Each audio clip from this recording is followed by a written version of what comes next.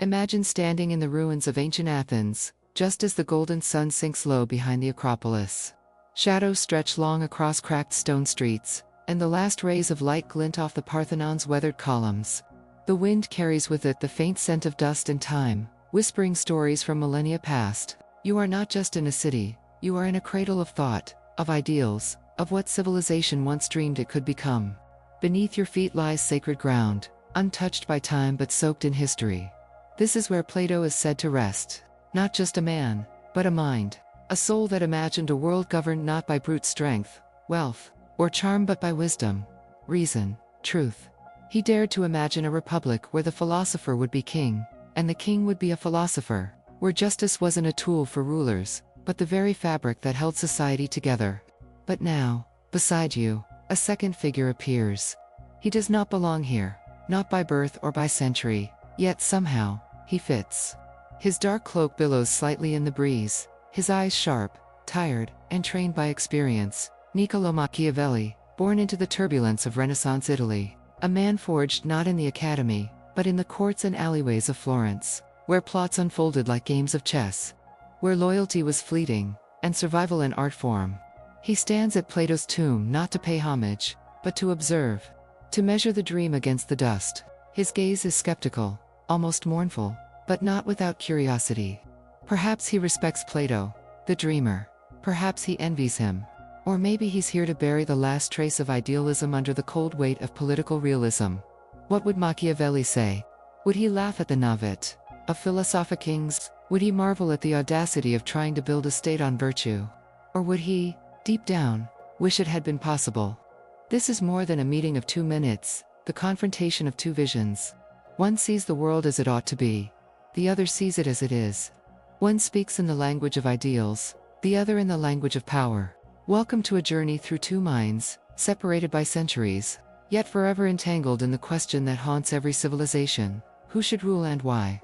This is the collision between Plato and Machiavelli, between the soaring dream of justice and the cold mechanics of control. Part 1. The Ideal State, according to Plato. When Plato wrote the Republic, he was not merely crafting a political theory. He was grieving, he was raging, he was trying to rebuild order after chaos. His beloved teacher, Socrates, had been executed by the very democracy he had served. The people had chosen ignorance over wisdom, fear over truth.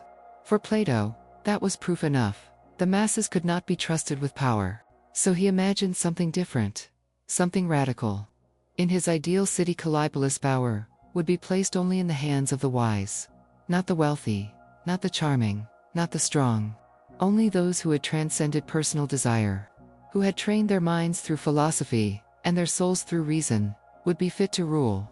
At the apex of society stood the philosopher-king, a ruler unmoved by luxury, indifferent to fame, and immune to corruption. His only allegiance was to the truth. Beneath him stood the auxiliaries, the warrior class trained, not just in battle, but in loyalty and discipline. And below them, the producers, the artisans, farmers, and merchants tasked with sustaining the city's physical needs. To modern eyes, this may seem rigid, even authoritarian. But to Plato, it was a harmony H-class, functioning like an organ in the body.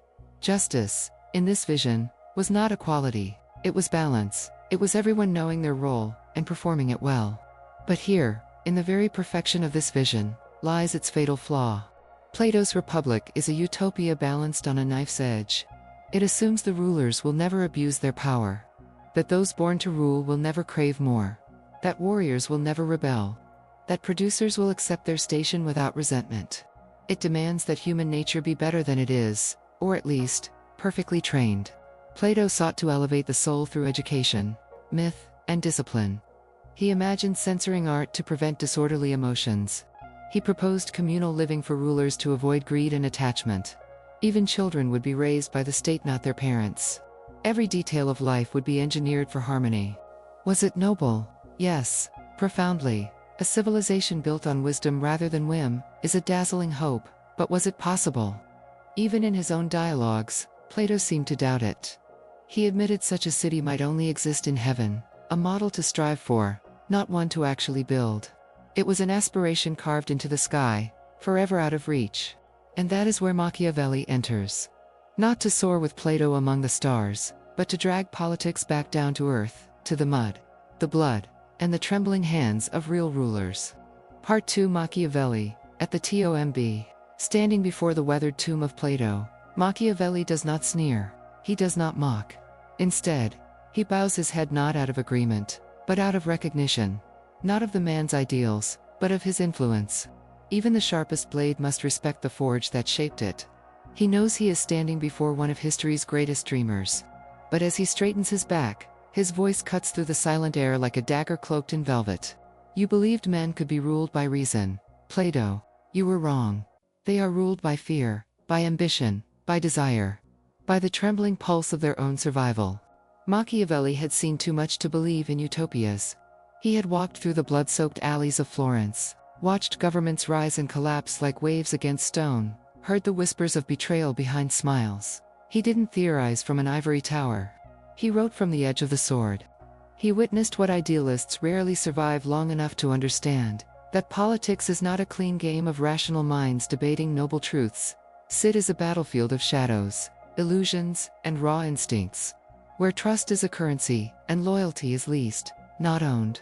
While Plato imagined a world governed by philosopher-kings, men immune to corruption, and guided by reason alone, Machiavelli offered a more chilling but far more honest vision, that leadership is not about moral perfection, but effective control. To govern, one must know when to be merciful and when to be merciless, when to be the lion, and when to vanish, like the fox. To Machiavelli, success is not found in purity, but in adaptability. The prince must learn to master appearances wearing virtue as a mask, wielding kindness as a strategy, and discarding both the moment they become liabilities. He did not hate morality, he simply understood that in the arena of power, morality without strategy is like a shield made of glass. Beautiful, but breakable. And so, standing beside Plato's tomb, he does not grieve the fall of the ideal state, he accepts it, as a man accepts gravity. The philosopher's dream was noble, but the world, Machiavelli insists, is not a place that bows to dreams, it devours them. The fall of your republic, he would whisper, was not a tragedy. It was reality, reclaiming its throne. Part 3. The fall of the ideal. History, with its long memory and blood-stained scroll, does not lie. It speaks, not in words, but in ruins. In revolutions that cannibalize their creators. In statues toppled by the very hands that once built them. In cries for justice that turned into screams beneath the guillotine. Plato's republic was never built not in stone, not in flesh. It remained suspended in the realm of thought, untouched by the heat of history. Every attempt to drag it into the real world ended not in harmony, but in horror. In ancient Syracuse, Plato tried to mentor a ruler into a philosopher-king. Instead, he was imprisoned, betrayed by the very prince he hoped to enlighten. Centuries later, the French Revolution marched under the banner of liberté, eagle-light, fraternite, only to be drowned in rivers of blood, and consumed by the guillotine's hunger. It promised freedom, but delivered a reign of terror. The Soviet Union pledged equality for all. The dissolution of class, a utopia of comradeship. What it delivered was iron-fisted control, forced labor camps, silence through fear. It promised paradise and built prisons. Machiavelli would look at these chapters not with scorn, but with solemn confirmation. He would point to them and say, "This is what happens when ideals march without armor, when vision runs ahead of vigilance, when men preach heaven while sharpening knives behind their backs. High ideals," he would warn, "become dangerous in the hands of those who lack the patience, prudence, and power to protect them. They can be twisted into tools of oppression, or used to blind the very people they were meant to uplift." To Machiavelli, dreams without discipline are kindling. And in politics, someone is always holding a match. If you arm the people with dreams, he might say, but not with discipline, not with realism, you do not birth a utopia. You summon chaos. But even in this grim analysis, he does not dismiss Plato entirely. There is, in Machiavelli, a reluctant reverence, a grudging acknowledgement, that while ideals may not rule the world, they still move it. That myth, illusion, and virtue, even when false, can be powerful tools, in the hands of the cunning. The prince, he writes, must appear virtuous, not appear. Image becomes weapon, reputation becomes shield. Morality becomes a theater, but a necessary one. Here, the two thinkers touch hands across time. Machiavelli, the iron-hearted realist, tipping his hat ever so slightly to Plato, the eternal idealist, because even deception requires a script. Even tyranny wears a crown painted in gold. Philosophy and power are not enemies. They are uneasy allies. And in this uneasy dance between what is and what ought to be, history continues to unfold. Because in the end, Machiavelli never said you shouldn't dream, he only warned, don't forget your sword. Part 4. What would Machiavelli say to Plato? At the tomb of Plato, carved in timeless stone, perhaps Machiavelli would stand in solemn silence for a moment longer than expected, not out of reverence alone, but out of recognition, not agreement, but understanding. And then, with a voice calm yet cutting, shaped by the harsh winds of reality, he might speak directly to the ghost of the idealist. Plato, he might begin, his gaze firm, your republic is beautiful, an ivory tower of the mind, but beauty does not make it unbreakable. It is delicate, fragile, like glass shining in the sun, but easily shattered by the first stone of human desire. You asked how things should be, he would continue, perhaps with a faint smile, not of mockery, but of contrast. I ask how things are. Where you saw harmony and reason, I have seen the chaos of ambition. Where you placed justice at the core of the soul, I have witnessed men betray their brothers for a crown, for a coin, for a fleeting taste of power.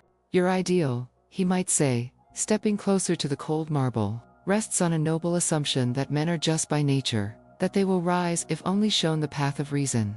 But I have walked the blood-stained corridors of courts and palaces.